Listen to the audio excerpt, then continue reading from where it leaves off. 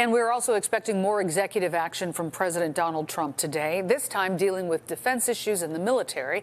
Stephen Holt joins us now in studio to break down what could be coming. Stephen. That's right, Mary. We continue to stand by, waiting to see what the president will do this afternoon. Many of these executive orders expected to reverse policies that were enacted under the Biden administration. That includes a 2021 measure banning military discharges based on gender identity.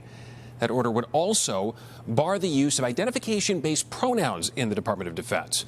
We're also expecting an order that would reinstate troops that were discharged for refusing COVID vaccines. They would receive full back pay.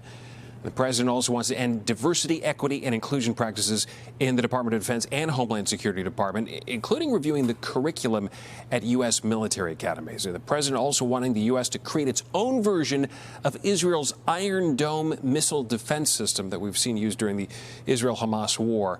These orders coming fresh off the confirmation of the president's picks to lead the Department of Defense and the Department of Homeland Security.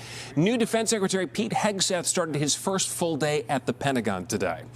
Now, he says he supports the president's deployment of U.S. troops to the southern border, but hasn't indicated exactly what their duties will be there.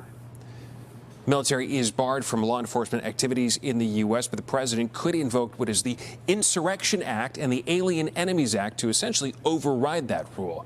So we'll see what happens in that case on the southern border, and we'll see what executive orders happen later on today. Marion, back to you. Thank you, Stephen.